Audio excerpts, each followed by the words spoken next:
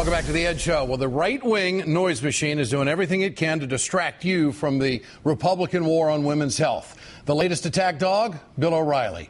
O'Reilly says forget about the outrageous attacks on women from Rush Limbaugh and pay attention to the grand conspiracy between Sandra Fluke and the White House.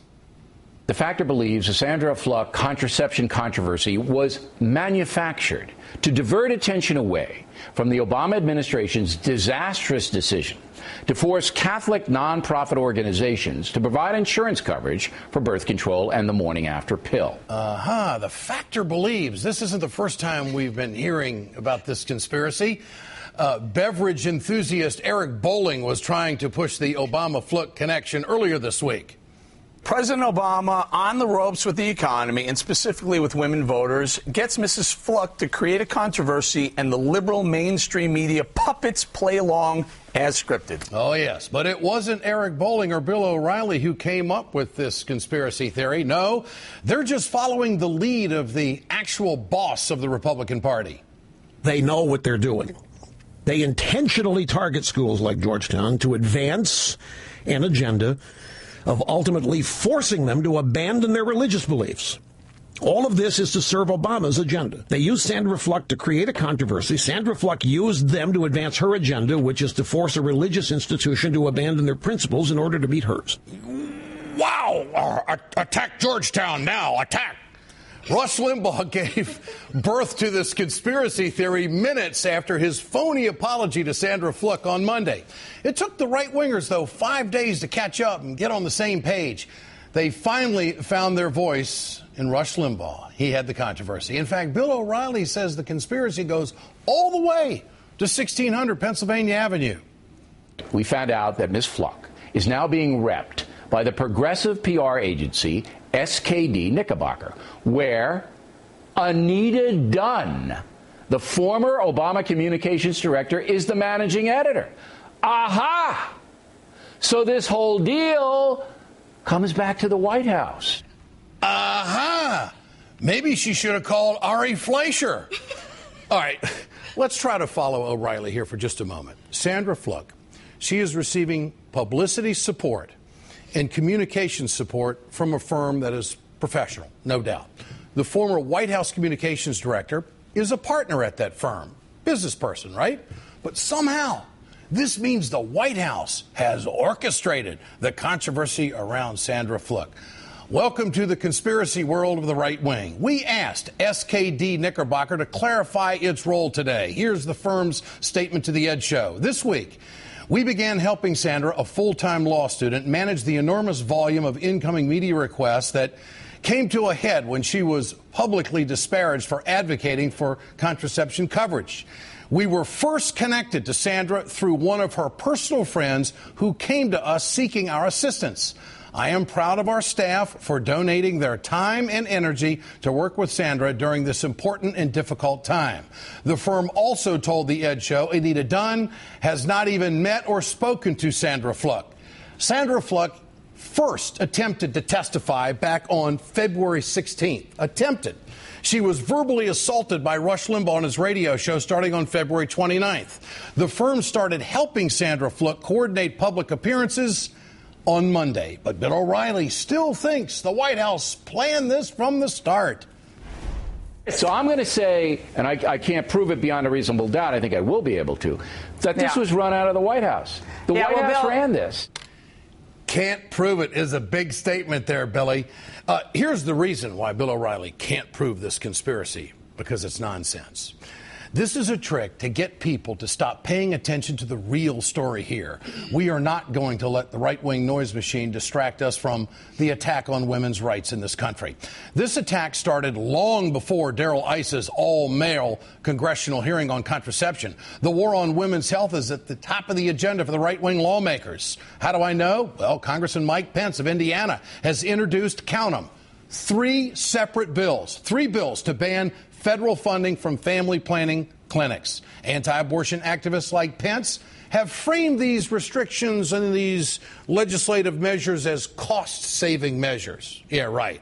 That's why there's more than 1,100 reproductive health provisions introduced across the country just last year alone. No, it's not their agenda. The ability for women to access contraception and reproductive health services is being targeted in the most aggressive way we have ever seen in this country. It is more important than ever for Americans to hear the voice of people like Sandra Fluke. She plays an important role right now. The right-wingers, well, they can try to silence her by browbeating her on cable. It isn't going to happen. She has her allies. But they can't spin their way out of this one.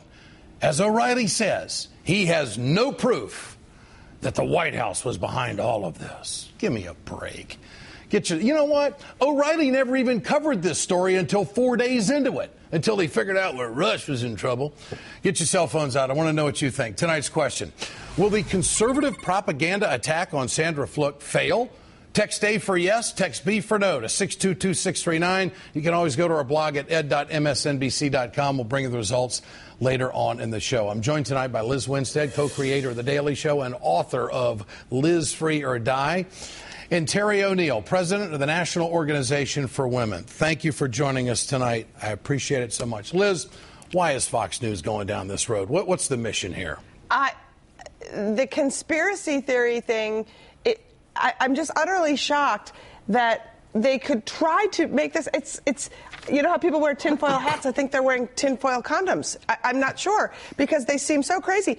But, you know, the other part of the story that you when we talk about Sandra Fluke and having to get this firm, of course she's going to go to women who support what she believes in, Hillary, Anita.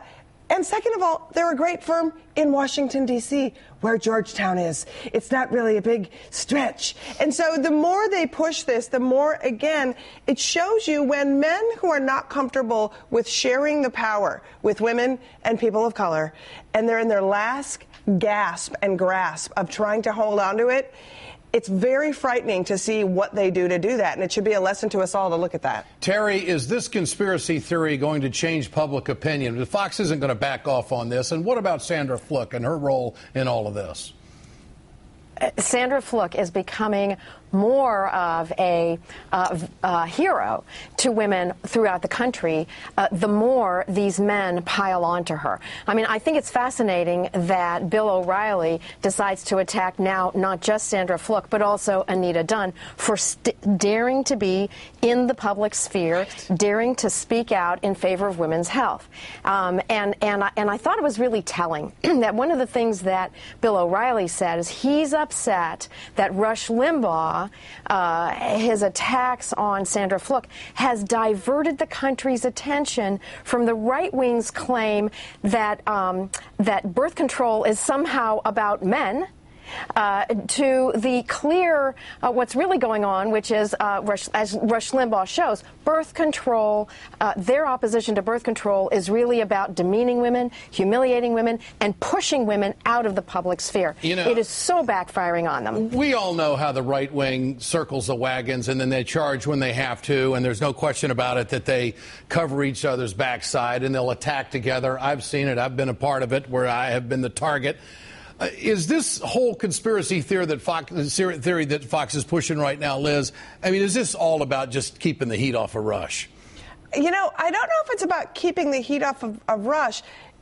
To me, it says, wow, you don't understand the power of women at all because you don't respect and appreciate powerful women, and you don't see what we do.